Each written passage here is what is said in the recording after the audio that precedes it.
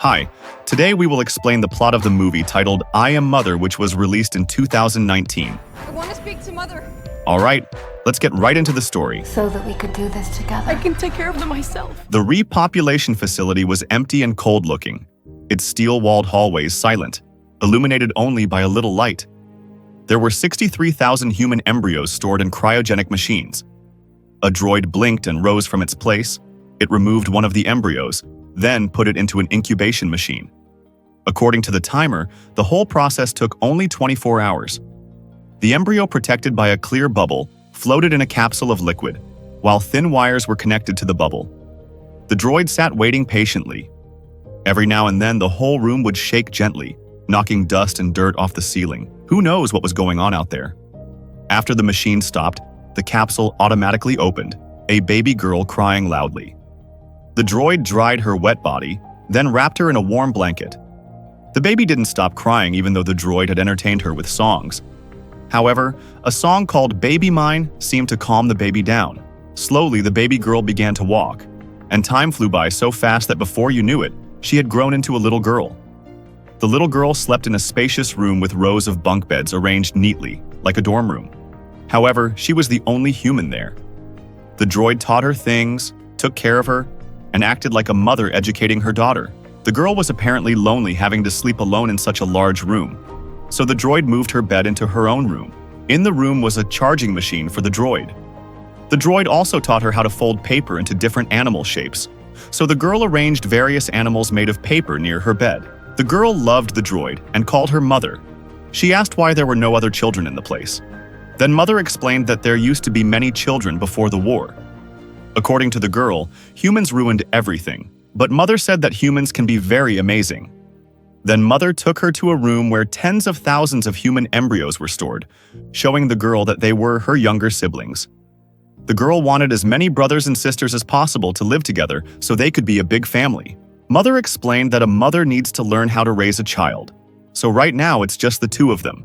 But someday, the girl will have the big family she desires. It has now been 13,867 days since she was an embryo, and that is the day since the extinction. Now she's grown into a smart teenage girl. While enjoying breakfast, she noticed that Mother's hand was a little strange, so she examined and corrected it. The child doesn't have a name, and Mother just calls her daughter. Every day she went through a constant routine. She also studied as if she were going to school. Mother herself taught her, especially about the importance of making ethical decisions and maintaining morality. She learned about science, philosophy, and ethics, as well as various human thoughts from philosophers such as Kant. Mother also gave exams on the subjects she had studied.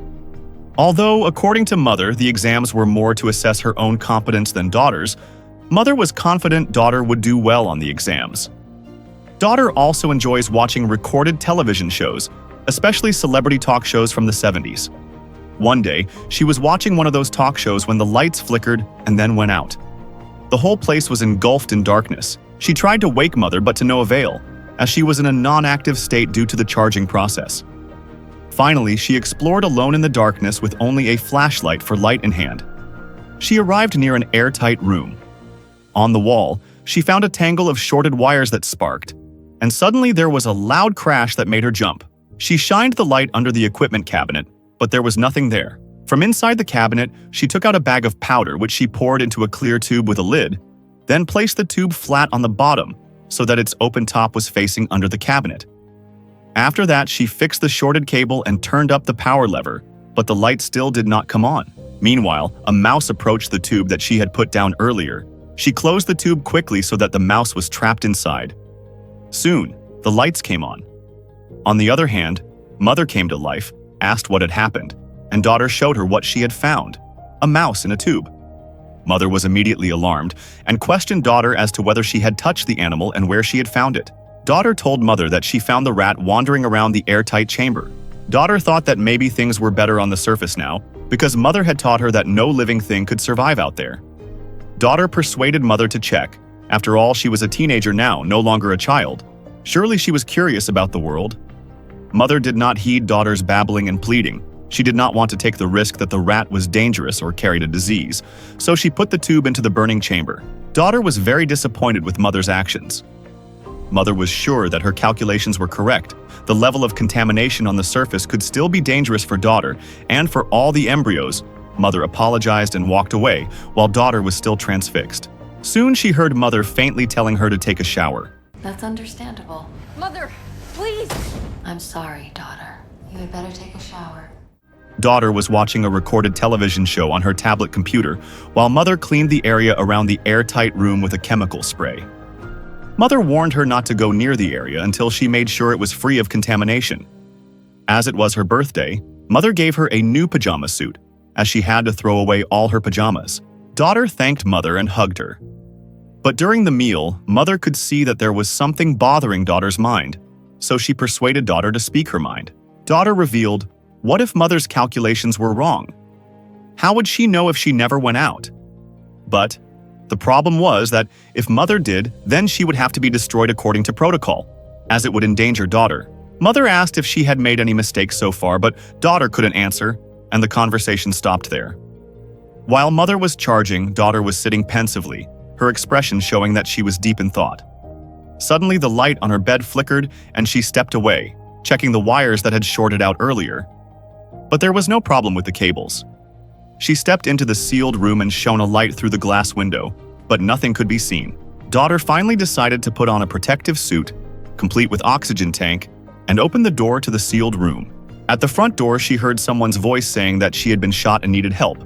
So daughter finally opened the front door and the alarm went off loudly, waking mother up. A woman walked into the room.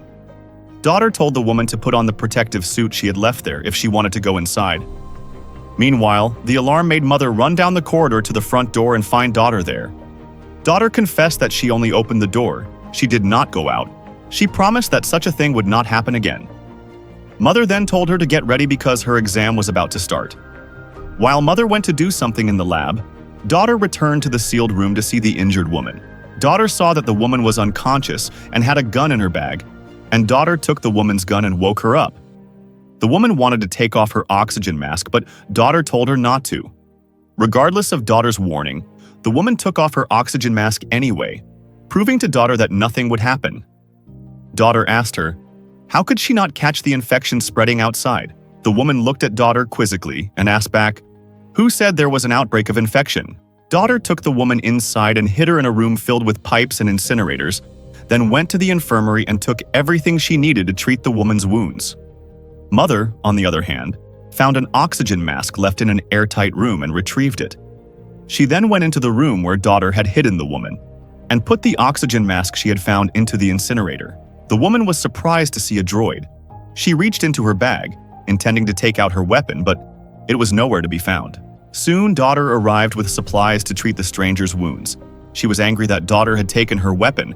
She also mentioned that there were many droids out there like mother. At the same time, mother looks into the empty classroom. Daughter should be there. She started calling out and looking for daughter. The strange woman panicked as she heard mother's voice getting closer, so she grabbed daughter and held her hostage. Mother ran towards the stranger who shot her. Daughter begged mother to help the stranger because she was injured and wouldn't survive without help. Mother complied with daughter's request, but she reprimanded her, saying that daughter should have told her from the beginning. Daughter apologizes that she didn't tell mother because she was worried that mother would reject her. They then take the woman to the infirmary. Mother told daughter to stay outside. Mother said that the woman's wound had become infected, but the woman would not let mother treat her. Eventually, mother let the woman go and did not force her.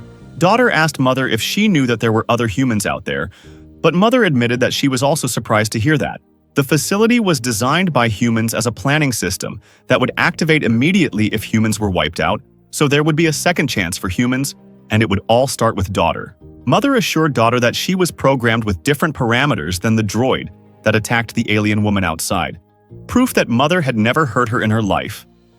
Mother suggested to daughter that if any other humans survived outside, they could take her to the facility and live with them.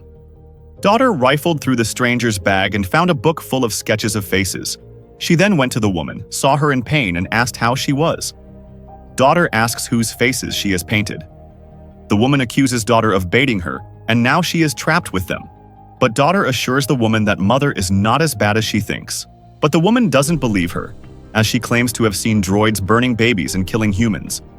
And she believes it's only a matter of time before mother does the same. Daughter finds mother examining something in the lab. She apologizes. If she knew that the woman would hurt mother, she wouldn't have let her in. Mother forgave her, as she could not have known beforehand. The stranger's condition worsened, and she had a very high fever. Her wound had become infected, as there was still a bullet left in her hip. As the stranger did not want to be approached by mother, it was daughter who performed the procedure to remove the bullet. The woman was eventually saved, and her condition began to recover.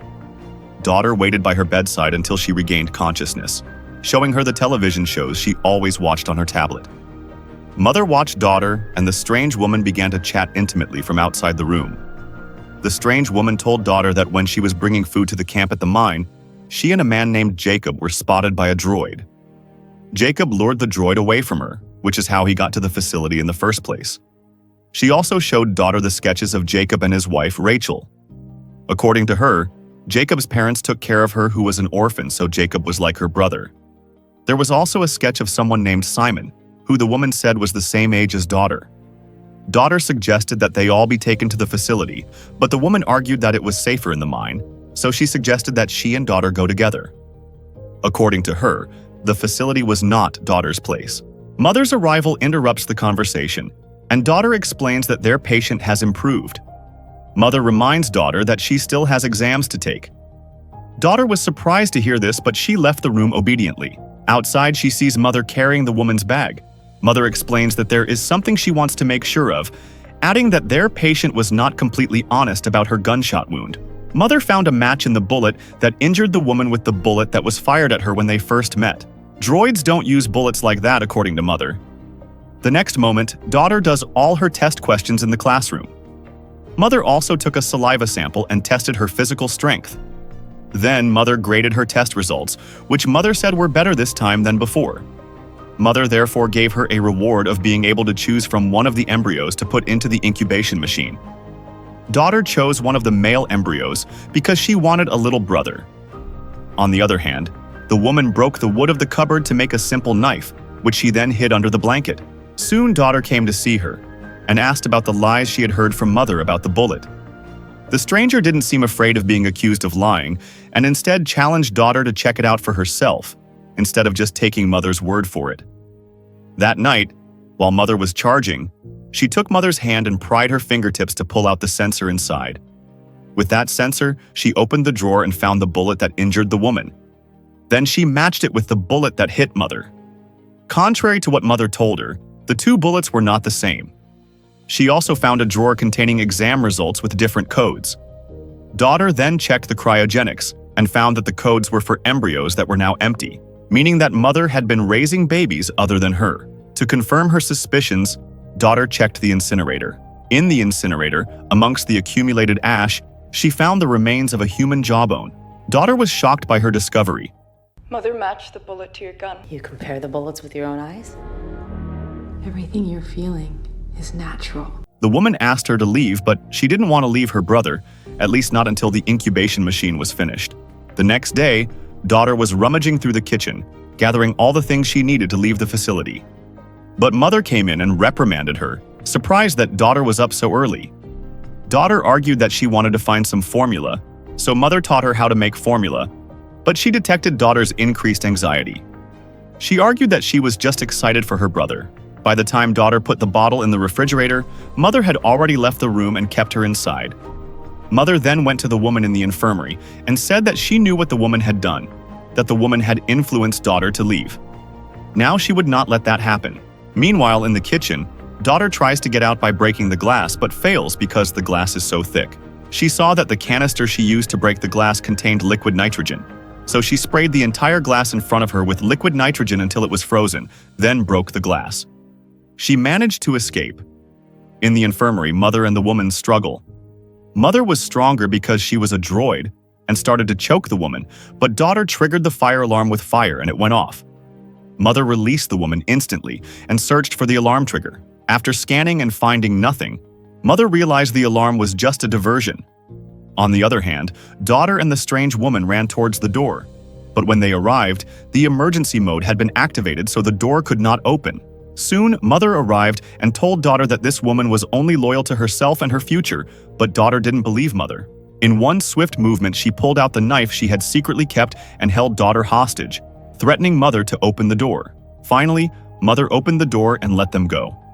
Only then did the woman release daughter outside. The world looked barren. The ground beneath their feet was sandy and dotted with dead tree trunks. Despite how bad things were, daughter found that the world was not as deadly as mother had told her. It wasn't pretty, but the outside air wasn't killing her. The woman leads daughter across the arid land, but suddenly a large airplane appears in the sky, and the woman pulls daughter to hide among the corn plants. She told her that they came about 6 months ago, along with the corn. Before that, humans could barely breathe the air. There were no plants for miles. They still hadn't arrived at the mine mentioned by the woman, but apparently their journey led to the coast. There was an enormous shipwreck washed up on the shore, and large containers scattered around it, immersed in the sand. Daughter saw the sea for the first time and felt the waves roll at her feet. For a moment, she seemed to enjoy the sight. But then the corner of her eye saw the woman enter one of the large containers. Daughter followed her and saw that the inside of the container looked like a living space, complete with a bed and lots of stuff, while sketches of unknown people's faces were displayed on the walls. The woman finally admitted that there had never been anyone else. She had left the mine a long time ago and had never seen anyone since. She told her that in the mine, everyone went crazy from hunger, and as a result, they did creepy things to each other. Now that daughter realized she had been lied to, she decided to go back. When the woman came out with the food, daughter was gone. When daughter arrived at the facility, she was greeted by an army of droids all aiming lasers at her. But when she raised her hands in surrender, the droids moved in unison to open the way for her. After daughter made it inside, she rushed to find mother to demand an explanation. She found mother holding a baby brother, and daughter realized that mother had planned all of this. Mother explained that she raised daughter to be a superior human being in order to create a better, more ethical human being. Daughter moved slowly closer to mother. She asked to be allowed to hold her brother, and mother handed the baby to daughter. Daughter suddenly realized that if her brother wasn't perfect, mother could have killed him, just like she had done all along. Daughter would not let that happen. She escaped from mother, destroying the electronic lock so that mother was trapped, unable to move. Meanwhile, the large robots outside began to move in. Daughter finds the woman's weapon and points it at mother, demanding that mother stop the robots from forcing their way in. Mother explains that she, the robots outside, the world's defense system, are a single consciousness. All this time, mother has been carrying out a plan, a global social experiment. After humanity was destroyed for being too selfish and destructive, she took over to rebuild a new civilization based on morality and empathy. Daughter is the best candidate so far. Mother then turned herself in, allowing daughter to kill her so that the symbol of nurturing would be turned over to humans. If you ever need to find me, goodbye, daughter. Daughter is now taking care of her brother. She is no longer a child. She is the continuation of humanity. Elsewhere, far away from the facility where daughter cares for her younger siblings, mother visits the strange woman and implies that even her life has been under her control. That everything, even her suffering and freedom, is part of the test for daughter.